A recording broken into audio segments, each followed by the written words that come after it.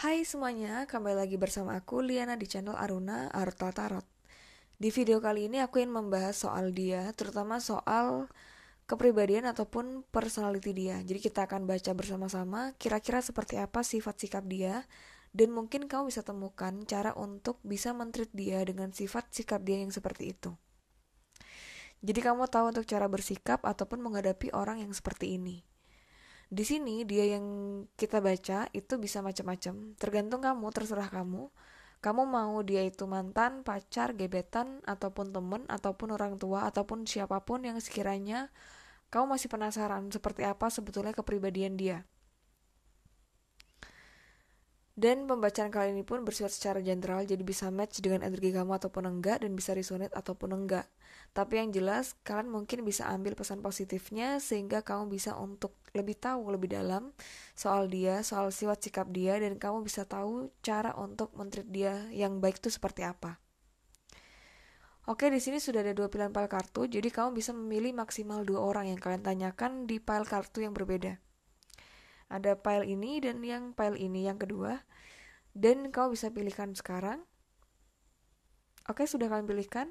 Kita akan lanjut di file yang pertama ini. Untuk kamu yang pilihkan dia di file pertama ini, file batu ametis ini adalah kartu untuk energi dia. Kira-kira seperti apa sisi sifat sikap ataupun personality dia. Dan mungkin seperti apa kamu bisa menghadapi orang seperti ini. Seperti apa kamu harus bersikap misalnya. Jadi kita akan baca di sini.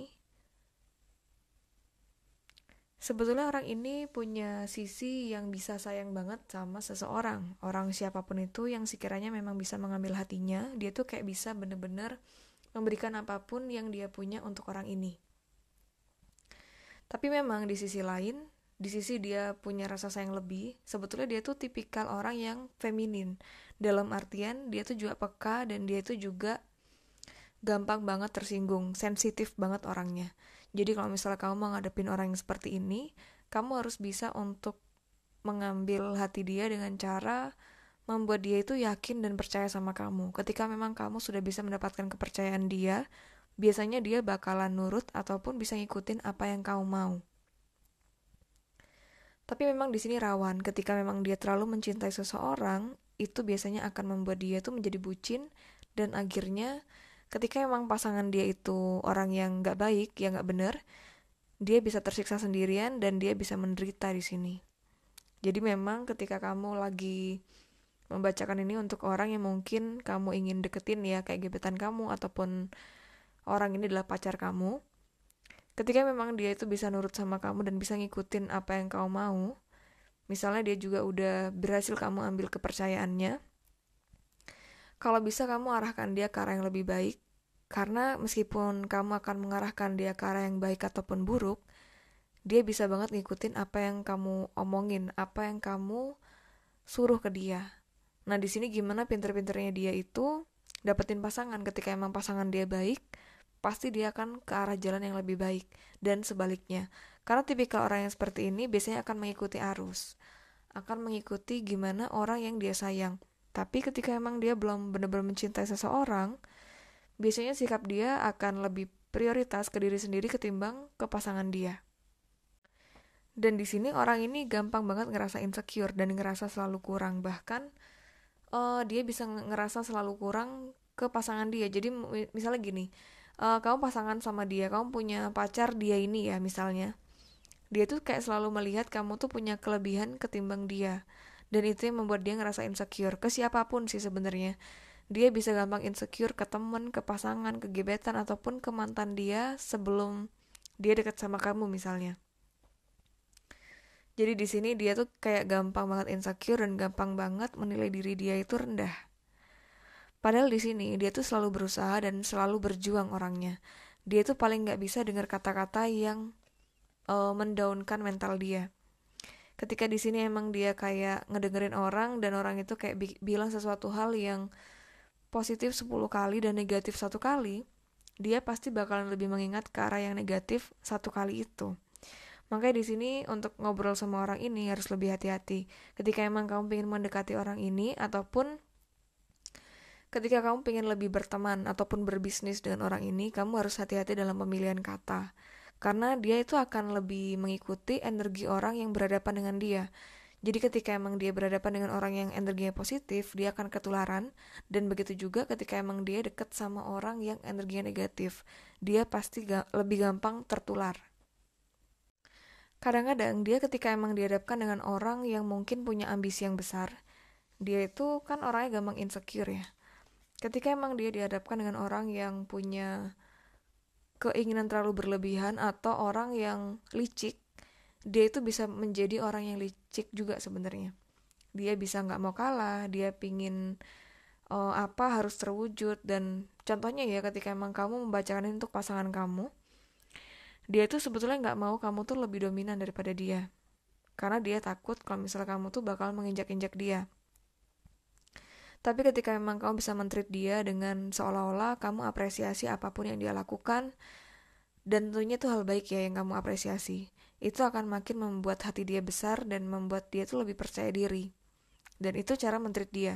Tapi ketika kamu men-treat dia dengan cara kamu negor kesalahan dia tapi kamu maki-maki, nah di situ dia akan bisa nggak mau kalah. Nggak mau kalahnya adalah dia akan maki-maki kamu balik, dan dia akan meluapkan emosi apapun ke kamu. Dia akan bertindak uh, untuk menyakiti hati kamu. Karena memang mentreat orang ini harus lebih hati-hati, apalagi dalam pemilihan kata. Nah, orang ini itu juga biasanya kurang bisa ngatur waktu, kurang bisa untuk mempersiapkan waktu untuk keluarga, untuk pasangan, untuk teman dia. Dan biasanya dia memprioritaskan waktu itu untuk diri sendiri, dan memprioritaskan waktu untuk orang-orang yang dia sayangi. Kalau misalnya dia ngerasa sayang, lebih sayang sama teman-teman, dan mungkin dari teman-teman itu dia bisa mendapatkan apresiasi, bisa ngerasa nggak dijudge, ataupun dia ngerasain sama teman-teman dia justru malah lebih dipandang positif, dia pasti akan lebih prioritasin ke teman-teman dia itu. Nah, si orang ini juga sebetulnya fokusnya ke duit. Jadi mungkin kadang-kadang ada sisi materinya ya, dan ketika emang dia berteman mungkin dia ada melihat dari sisi duitnya, dan dari mencari pasangan pun dia mencari yang levelnya mungkin setara sama dia.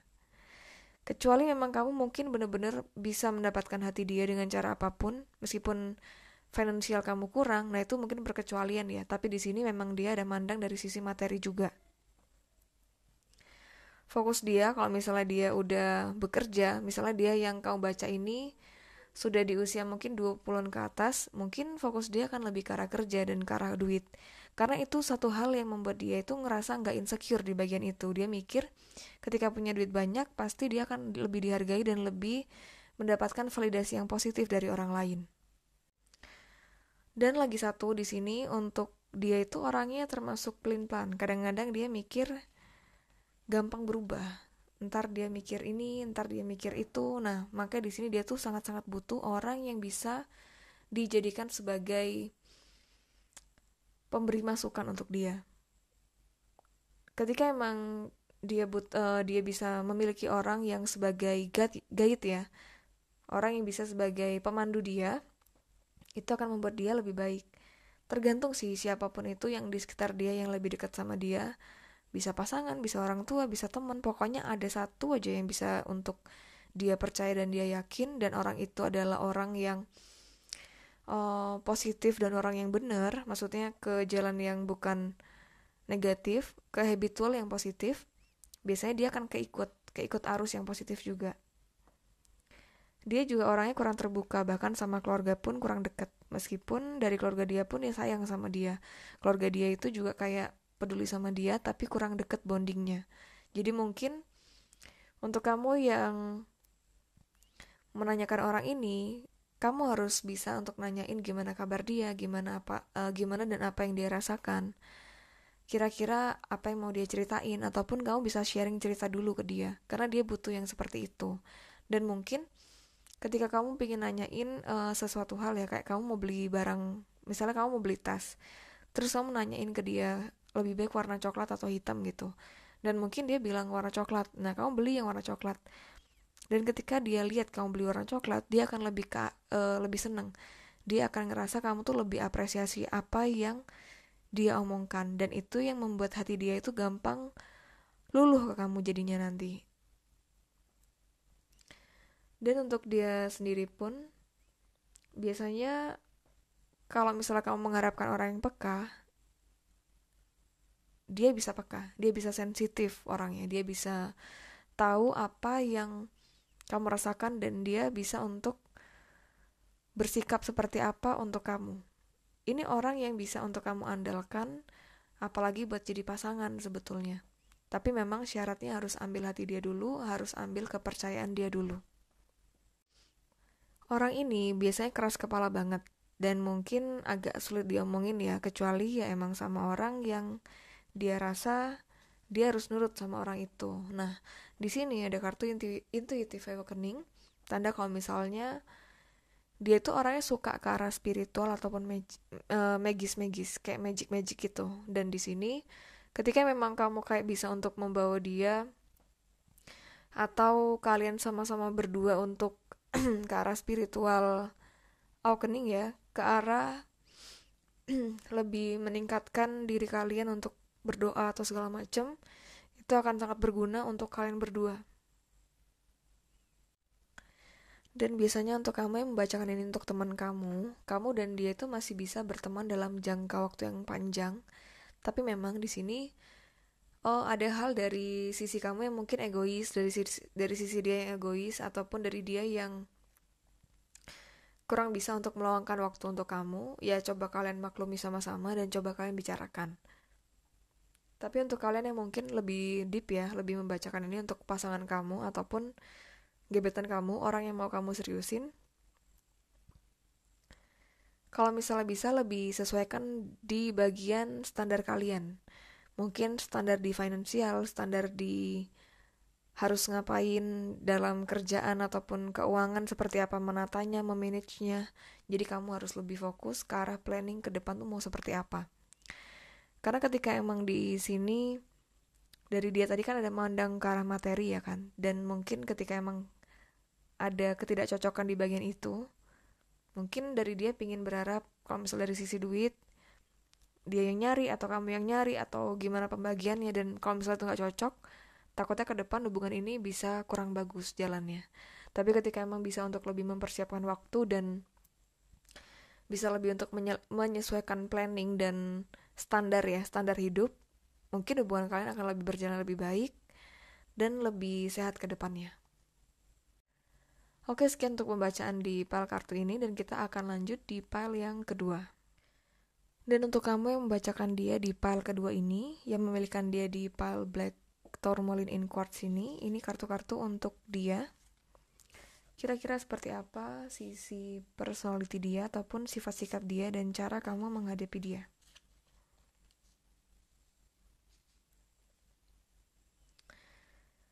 Dia itu orangnya sepertinya punya banyak ide dan punya banyak sekali skill. Bahkan mungkin kadang-kadang kamu nggak terpikirkan apa ide yang ada di dalam pikiran dia. Tapi memang orang ini tuh kalau misalnya kamu tanyain masukan, sharing, discussion, dia tuh suka banget loh. Dia suka banget ketika emang kamu bisa cerita tentang apa yang kamu rasakan dan kamu meminta saran dia. Tapi memang di sini ide-ide yang mungkin dia bilang ke kamu, rata-rata 90% tuh ide yang positif dan bagus. Dan mungkin kamu bisa untuk terapin di kehidupan kamu. Terapin apa yang dia sarankan kepada kamu. Memang mungkin kadang-kadang orangnya suka bercanda, ada humorisnya. Tapi di sisi lain, kalau misalnya kamu membutuhkan dia dalam keadaan yang serius, dia juga bisa serius.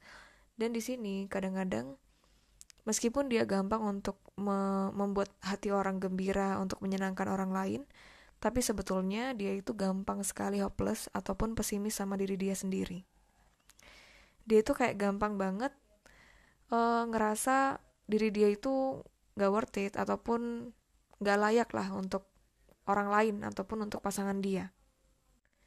Selain itu, kadang-kadang dia tuh juga gampang tersinggungan, gampang ngerasa orang lain tuh memandang dia tuh negatif.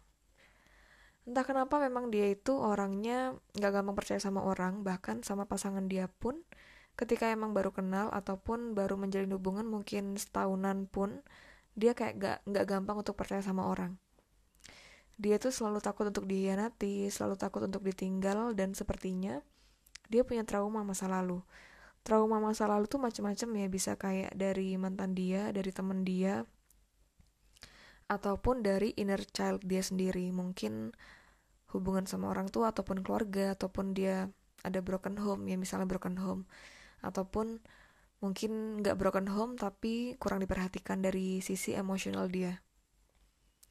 Dan itu sih yang membuat dia akhirnya menjadi orang yang nggak gampang untuk terbuka juga sama orang. Cuman ini kayak lebih lebih bisa untuk memprioritaskan orang lain ketika emang dia punya pasangan biasanya. Dan ketika emang dia, misalnya kamu jadi pasangan dia ya, terus kamu bikin dia kecewa ataupun dia sakit hati, tapi dia tuh meskipun gak percayaan ataupun dia kayak takut si pasangan ini kayak akan menginjak-injak dia, tapi biasanya dia tetap akan mencoba untuk mempertahankan hubungan. Dia tuh orangnya setia loh di sini, kayak cukup setia lah. Tapi meskipun dia setia, dia itu kayak gampang untuk balas dendam. Jadi di kartu ini, misalnya kamu ada menyakiti dia ataupun membuat dia kecewa, jadi ada kayak self defense dia ataupun sisi pertahanan dia untuk balas dendam. Dia pingin kalau misalnya kamu itu bisa ngerasain apa yang dia rasain. Nah, buruknya dia itu di bagian ini. Dan ketika emang dia membalas dendam, itu bisa dalam cara yang akan menyakiti kamu 2 kali lipat dari apa yang dia rasakan. Selain itu, orang ini tuh gampang banget juga untuk nyakitin seseorang dengan kata-kata, dan mungkin dia merasa lega apalagi waktu emosi. Dia biasanya akan meluapkan kata-kata yang mungkin bakalan nyakitin perasaan kamu. Lalu di kartu ini, orang ini tuh suka banget sama hal-hal baru. Jadi mungkin ketika kamu membacakan ini untuk temen, pasangan, gebetan, ataupun mantan yang mungkin kalian pingin kejar lagi ya, biasanya kamu cukup untuk ajak dia untuk lakuin hal baru, ataupun ajak dia ke tempat yang baru yang mungkin belum pernah datang ke sana. Itu akan membuat dia merasakan happy, akan merasakan kalau misalnya kamu tuh tahu dengan apa yang dia suka dan apa yang dia mau. Dia suka dengan explore kayak sesuatu hal yang mungkin dia bisa belajar hal baru, itu dia juga suka yang seperti itu. Orang ini tuh suka sama orang-orang yang pintar, orang-orang yang cerdas, dan orang-orang yang sekiranya bisa ngebuat dia itu belajar hal yang baru ataupun bisa sharing hal yang dia belum tahu. Tapi di sisi lain memang dari dia sendiri itu banyak banget sisi gelapnya yang mungkin kamu tuh nggak tahu. Sisi gelap dia tuh misalnya dia punya rasa dendam yang tadi ya, yang kita bahas, ataupun dari inner child dia, dari sisi masa lalu dia, apapun itu di masa kecil sepertinya kurang bagus. Tapi jarang banget dia akan membuka hal ini di depan orang banyak. Biasanya cuma ke orang tertentu dan itu pun 1-2 orang doang. Si orang yang kamu tanyakan ini ada emotional healing di sini. Mungkin sebetulnya dia itu butuh banget sama yang namanya terapi ataupun sesuatu hal yang ke arah psikolog ataupun psikiater. Dia kayaknya punya mental health yang kurang bagus, dan mungkin ketika emang ada orang yang bisa untuk menemani dia ataupun memberikan arahan untuk ke arah terapi gitu ya, itu akan bagus untuk dia. Ketika kamu bacakan ini untuk teman kamu gak apa-apa untuk temenin teman kamu ini. Tapi ketika memang kamu merasakan bahwa mental health kamu pun itu kurang bagus, sebaiknya kamu lebih jaga jarak, dalam artian bukan kamu membenci dia ya, tapi kamu tetap berteman, cuman jangan terlalu sering untuk sharing hal yang negatif ataupun yang sedih-sedih. Karena sepertinya dari sisi mental health kalian berdua takutnya akan makin rusak, makin kacau jadinya. Tapi ketika emang kamu ngerasain kamu punya mental health yang lebih bagus daripada dia, yang lebih positif, kamu gak apa-apa jadi teman dia dan lebih dekat sama dia. Siapa tahu kamu bisa membawa perubahan yang positif untuk dia. Jadi untuk kamu yang ingin men-treat dia ataupun ingin lebih dekat dengan dia, kamu harus bisa untuk memahami sisi dark side dia itu, sisi gelap, sisi baik dia seperti apa. Dan memang sebetulnya kadang-kadang orang ini tuh cuma butuh cerita yang lebih sedih daripada cerita hidup dia. dia cuman butuh orang yang bisa menemani dia, ataupun dia juga butuh sebetulnya orang yang bisa mendengarkan dia. Tapi ketika memang kamu ingin mencoba supaya dia itu bisa lebih terbuka sama kamu, itu harus dari kamu duluan yang terbuka sama dia. Karena dia takut banget kalau misalnya dia terlalu terbuka sama orang, tapi ternyata orang itu cuma sekedar butuh cerita dia, tapi nggak benar-benar peduli sama dia. Dia tuh kayak punya trauma sekali ya dengan masa lalu dia. Dan ketika emang dia bisa cerita soal masa lalu dia, itu berarti kamu adalah salah satu orang yang bikin dia nyaman dan salah satu orang yang dia percaya. Jadi untuk sekiranya kamu yang ingin membantu dia untuk menjadi lebih baik, kamu harus perhatikan diri kamu sendiri, perhatikan vibes, energi, dan mental health kalian sendiri ya. Karena yang kalian bacakan ini adalah orang yang mental health-nya kurang bagus, ataupun sisi emosionalnya itu agak berantakan. Jadi ketika emang kalian gak sanggup untuk menerima hal itu ataupun menghadapi hal itu, lebih baik jangan, karena takutnya akan lebih merusak keduanya, yaitu merusak kamu dan merusak dia. Tapi emang ketika kalian sanggup untuk menghadapi ini, dan kalian merasa diri kalian itu sehat secara emosional, kamu gak apa-apa deketin orang ini. Dan dia tuh masih mampu banget untuk bisa kamu ajak untuk sama-sama berjuang dan sama-sama berubah untuk ke arah yang jauh lebih baik. Terutama kamu bisa untuk mengobati ataupun membantu mengobati mental health dia yang kurang bagus ini. Oke, sekian untuk pembacaan di video kali ini. Dan untuk kalian yang mungkin ingin melakukan private reading, kalian bisa langsung kunjungi link di bio Instagram Aruna Arutal Tarot, ataupun kalian bisa klik link di description box di bawah video ini. Dan untuk kalian yang mau tahu lebih lanjut soal kristal-kristal yang sekiranya kalian butuhkan energinya untuk membantu kalian bisa kunjungi Instagram Aruna Arutala ataupun Shopee dan Tokopedia Aruna Arutal Tarot, dan bisa juga klik link di description box di bawah video ini. Thank you untuk kalian yang sudah menonton, dan untuk kalian yang mungkin ingin memberikan saran ataupun kritik, kalian bisa langsung ketikkan di kolom komentar.